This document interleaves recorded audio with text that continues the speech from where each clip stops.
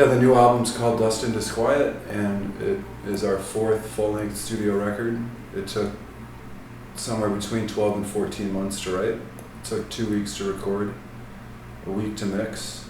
Well, to all of us it represents different things, so I can only speak for myself. I'm sure the other guys would have their own thoughts and their own opinions.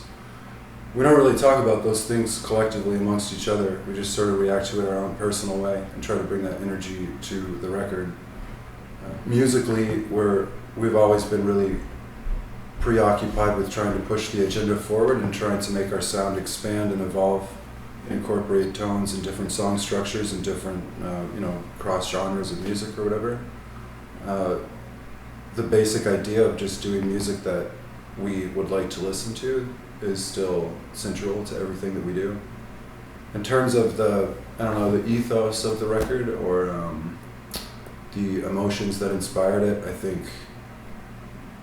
it's definitely there's a long answer to that question,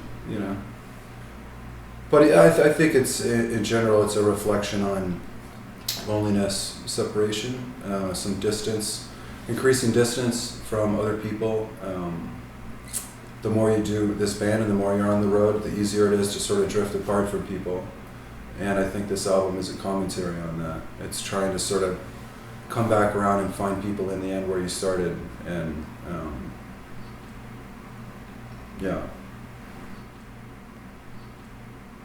the most blatant shift in what we're incorporating on this record are the presence of real vocals. We've never lifted the curtain on that before until now, and we've always wanted to. But I don't think that we had, the material that required that sort of expression of the human voice.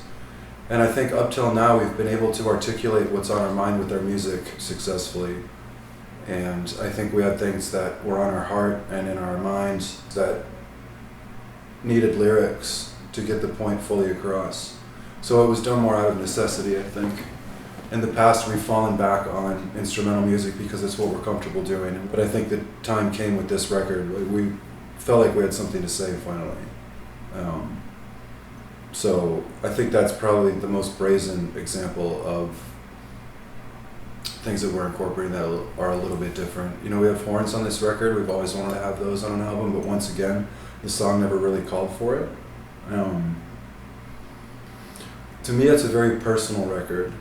And I think in order to reflect the fact that it's hopefully a more private experience, that manifests itself musically in the instrumentation by sort of stripping away some of the reverb, the things that make it expansive, and to sort of bring it back down to those drier sounds, to create and generate a sense of intimacy, I hope.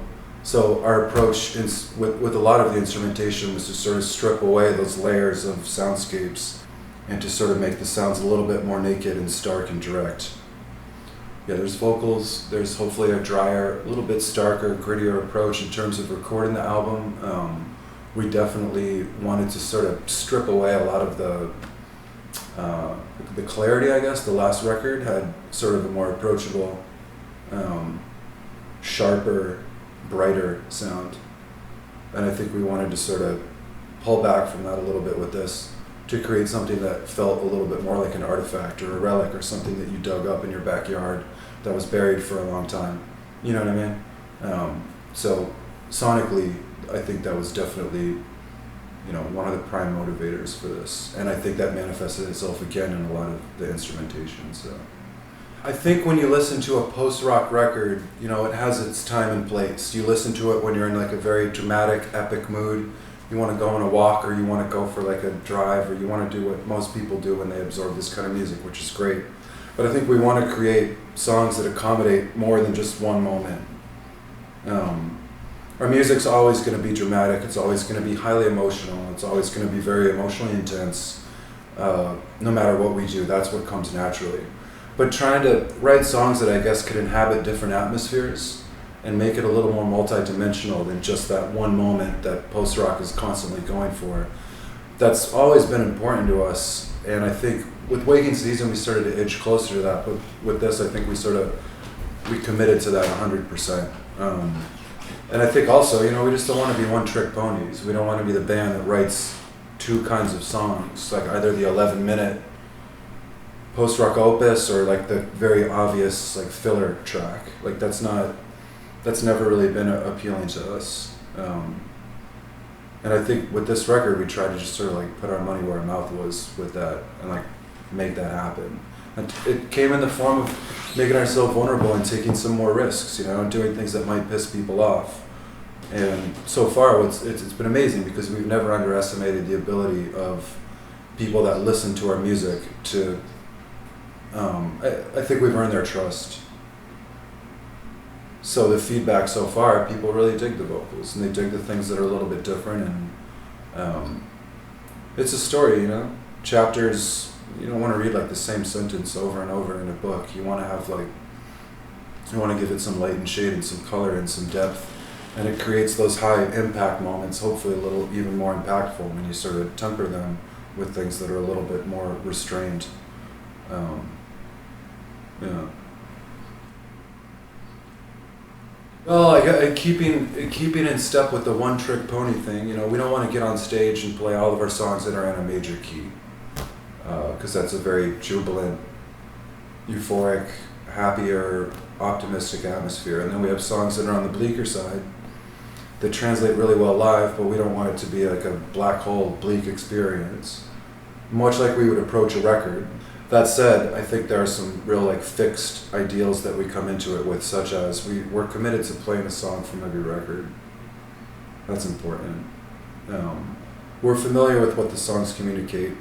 We know how they work in live settings. The new ones, we just picked the ones that we felt like were the strongest. That's what keeps us on our toes, sort of keeps us alert, and keeps us from just going through the motions every night. And it sort of, in a way, gives life to the old songs, you know what I mean? It breathes new life into the corpses of some of these songs that we wrote like a long time ago, but it makes them feel fresh, you know. We want to tell a story with our live show just as much as we want to, you know, create that narrative on a record. But the more material you'll have, the longer the show is. So the show's pretty long. It's like 100 minutes. It's like over an hour and a half. Yeah. There's a song we usually have played every tour that is not a go-to this time, and we want the audience to earn it, and everyone will you'll see what song that is later, but yeah. We're going to tell the story of our band, and I think it's definitely a show for people who are fans of Caspian.